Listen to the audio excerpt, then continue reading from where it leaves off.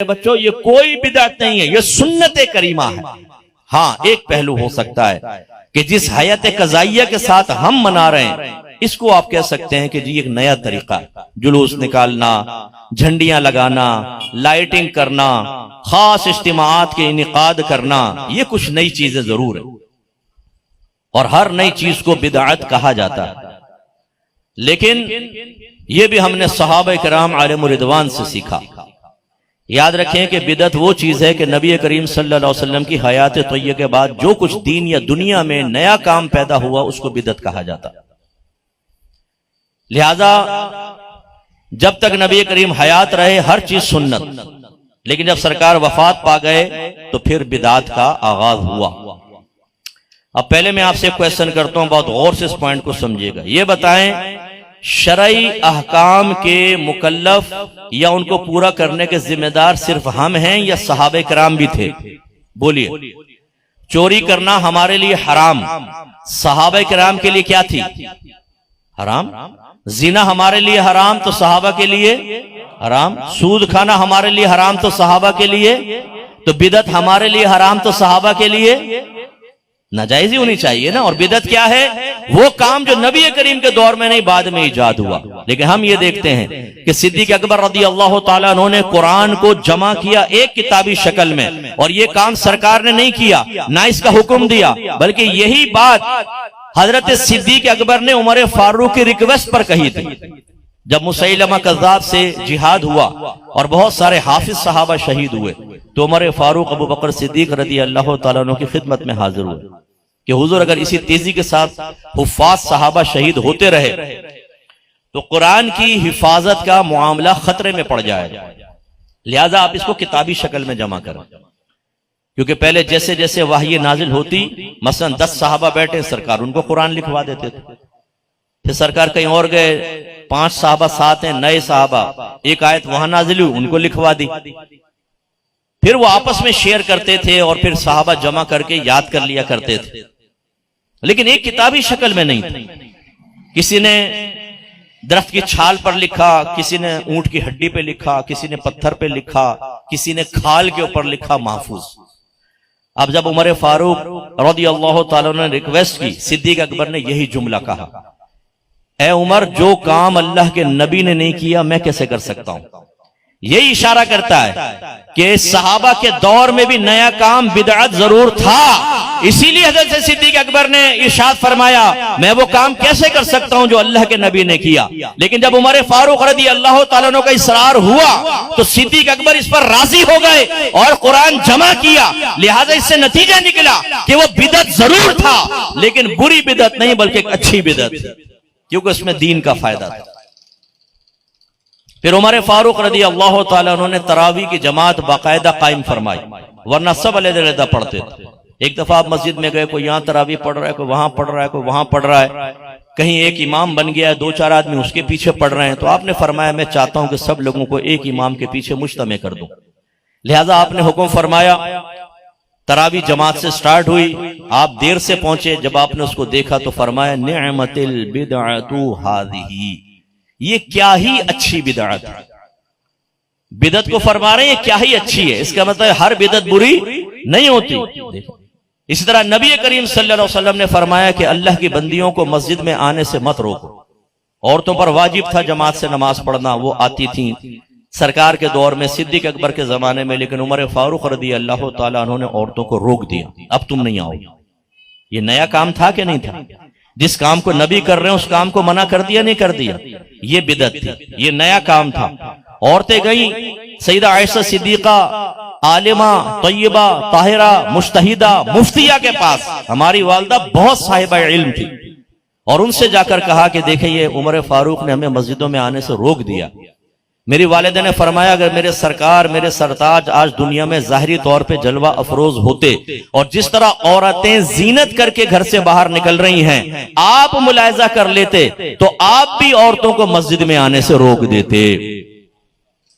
गोया कि आपने फरमाया, बज़ाहिर ये नबी करीम की कौल की तुम्हें मुखालफत नजर आ रही है, लेकिन हकीकतन मिजाज रसूल की मुआफ़क़त है।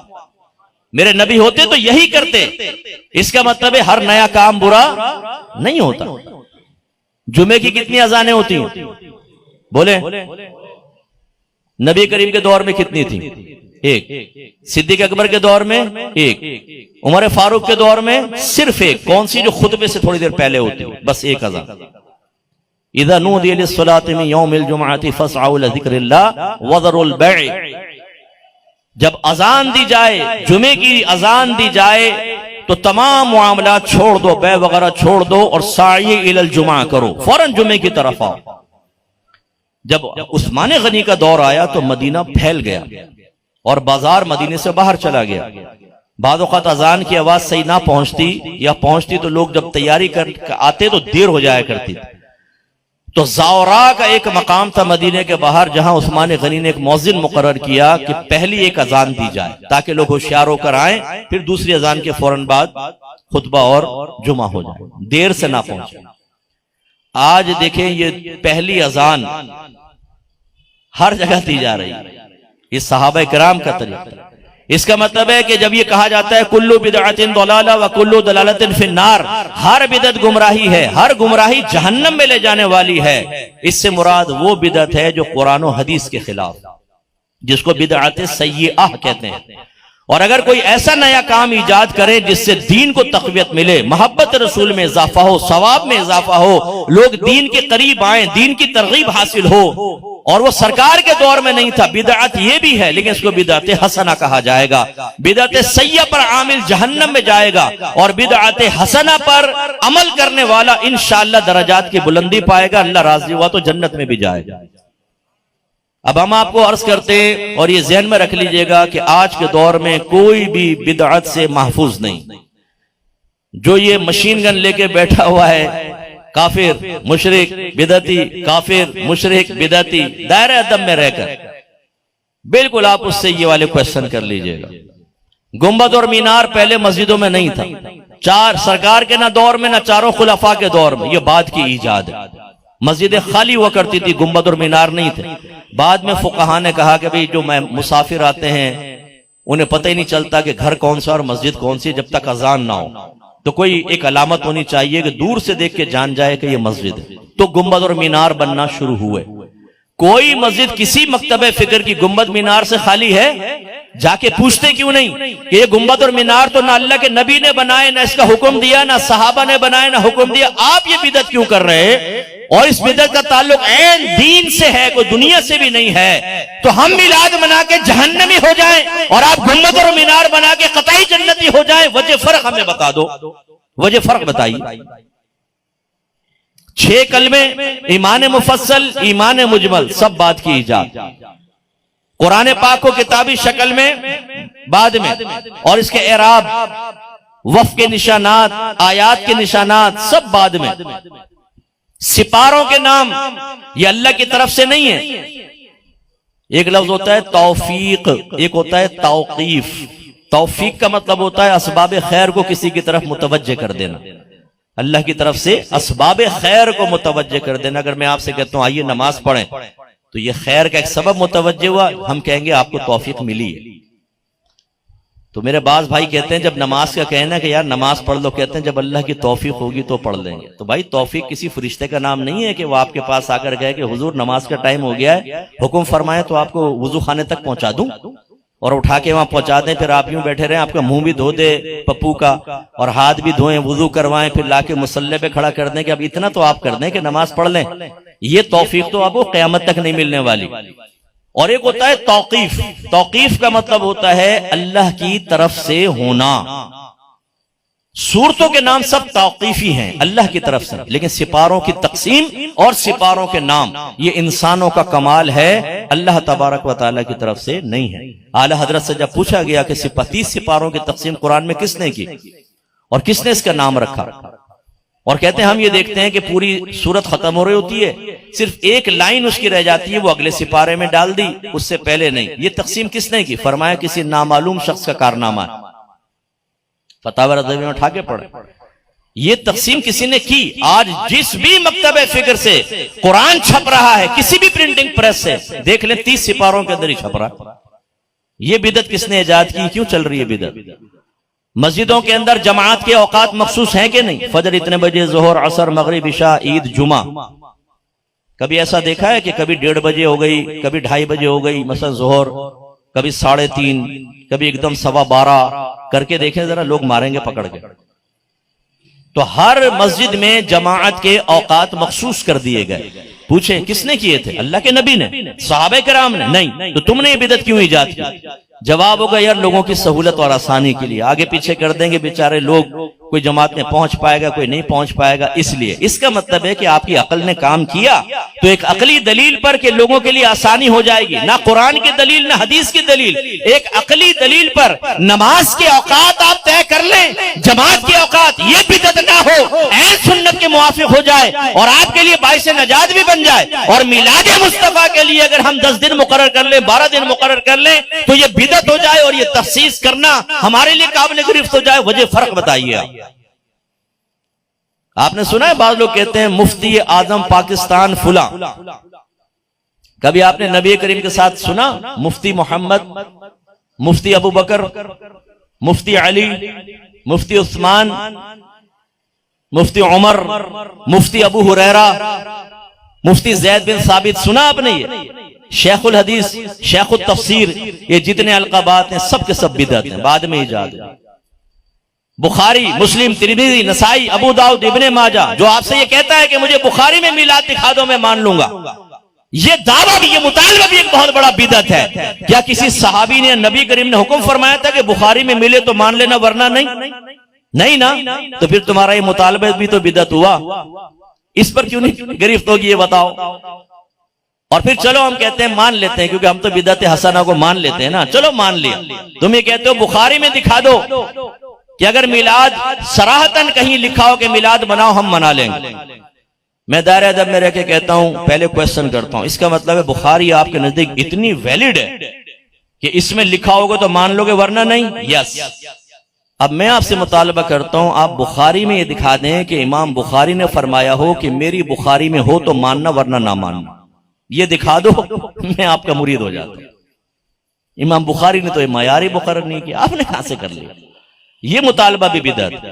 फिर बुखारी, मुस्लिम, तिरमिज़ी, नसाई, अबू दाऊद, इब्ने माजा, हाकिम के मुस्तदरक, दारमी, दाराकुतनी और बहुत सारी, बाहकी, दाराकुतनी की बाहकी, बहुत सारी किताबें मारिज़ वजूद में आई। ये सब बिदअत है, क्योंकि सहाबे कराम ने इस तरीके से उन्वानात कायम करके, अबवाब कायम करके कभी भी हदीसें जमा नहीं। सब की सब बिदअत है। जहां से आप हदीसें लेते हो ना, ये सब बिदअत है। लेकिन क्या है? बिदअते हसन। हम तो कहते हैं बिदअत हसन है। तो खुलासा कलाम ये कि मेरे बच्चों, ईद मिलादुन नबी बिल्कुल सुन्नत है। ये सहाबा कराम की भी सुन्नत है कि उन्होंने नबी करीम की इज़हार खुशी फरमाया। हाँ, जिस तरह हम इन मुख्तलिफ तरीके इख्तियार कर रहे हैं, ये सरकार ने इख्तियार नहीं किए, सहाबा ने नहीं किए, लेकिन जब इज़हार खुशी का हुक्म और उसकी इजाजत कुरान से मिल गई तो ये सुन्नत के मुताबिक, और इसके तरीके जो हैं उन्हें ज्यादा से ज्यादा बिदअत हसना कह सकते हैं। और मैंने इतनी मिसालें दी, जब वो सब जायज तो इसमें हराम का क्या पहलू निकलेगा? इसलिए पॉजिटिव डिबेट का असल में दौर खत्म हो गया। अब मुनाजरा होता है ना, तो वो मुजादला है, मुनाजरा नहीं है, झगड़ा। जो जितना चीखे, जो जितना चिल्लाए वो गालिब।